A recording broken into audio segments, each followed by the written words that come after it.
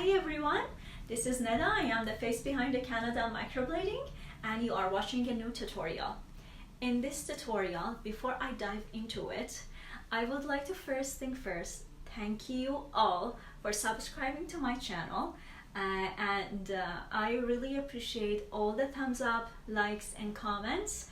It means a lot to me. If you do have any questions about permanent makeup services, feel free to comment it. Feel free to let me know and I would be more than happy to cover the topic in my next videos. Okay, I was cleaning my office and I did have a consultation with one of my clients as well. She brought me these beautiful flowers for the reopening of my business. I'm very happy. Today is July 16th and we are finally back to work after 4 months of being closed. So I'm very happy that we are finally getting back to work and I can meet my clients again. But I was cleaning my room and I found this little old PMU machine that I started to practicing permanent makeup with. And this came into my mind, oh my god, since this machine I changed and I purchased 4 different machines as well, 3 different machines as well. And you know, gradually my technique improved and improved and improved to the point that now I can teach it to someone, right? So I was thinking with myself, does it really matter which machine am I using right now that I'm more expert and I have more experience in powder and permanent makeup machine with permanent makeup machines? Or is it just all about technique? Is it all about the machine, the pricing, you know, everything?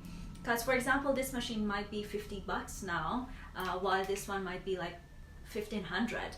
So which one is more important? The quality of the machine or the quality of your technique?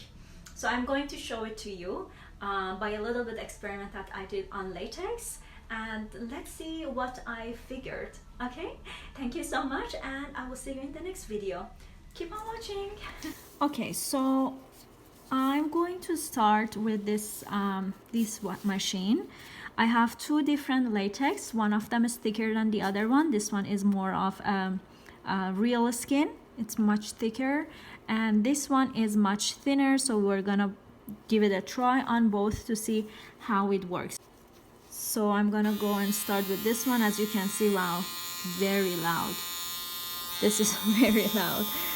So let's take a little bit of the pigment and see how this works.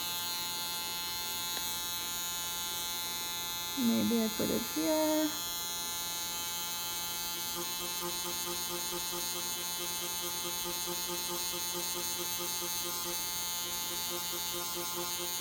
The needle is 1 RL.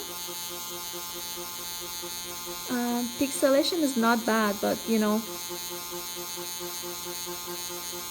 we have to see the penetration. This machine with this much noise gonna scare the clients. Okay, now let's do on this section.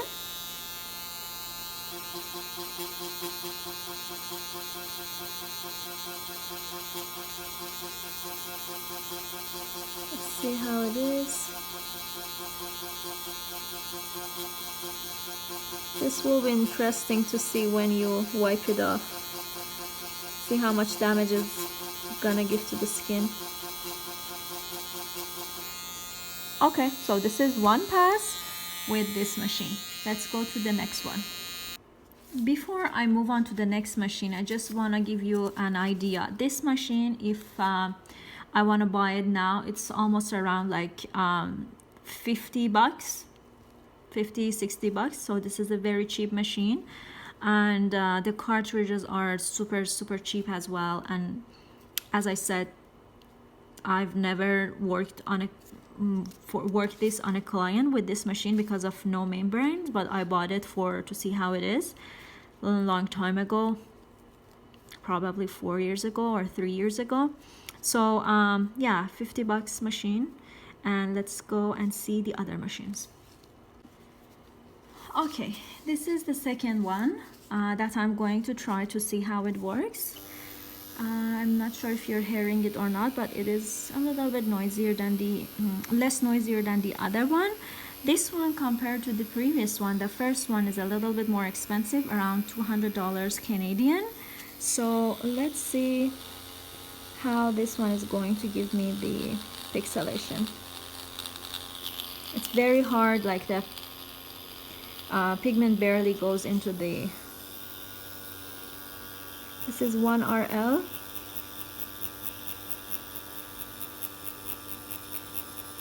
It has a good kick, it's not bad, but okay, so let's move on to the next. As you can see, I'm already out of pigment.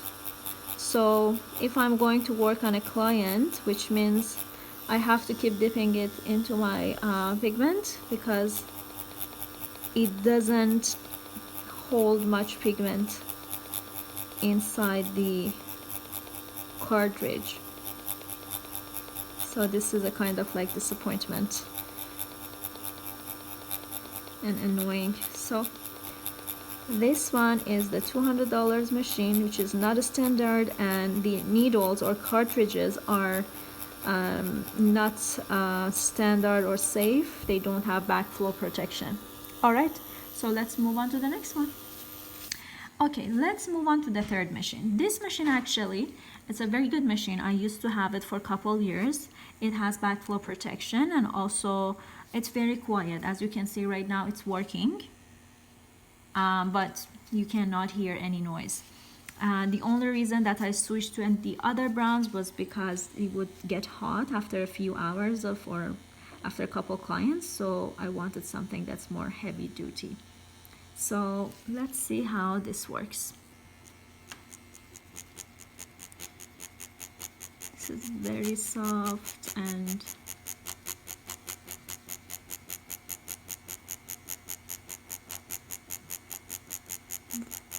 I really like this machine. Just the downside of or downfall of it was just because it would get too hot. Okay, so first pass, not bad, but I still need more pigment.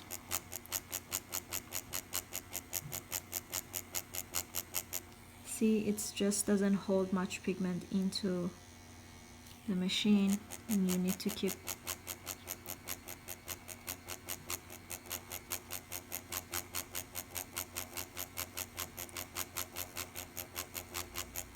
and this is the first pass for this side. Okay, and the last device that I would like to review here is this one that is my favorite actually. Let's see how this one works. This one holds the pigment for a long time into the cartridge, and it doesn't run out of the pigment easily. So, and it's running right now. As you can see, it's very quiet. Has very good pixelation.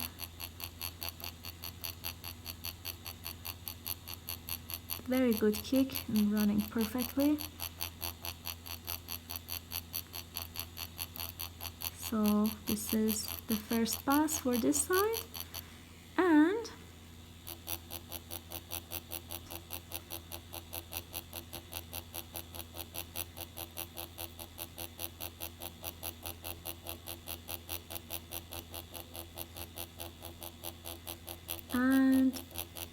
the last pass for this. Now I'm going to wipe this off and compare all of them with the other ones to see which one is better, and if technique matters or machine matters, or which one wins over the other.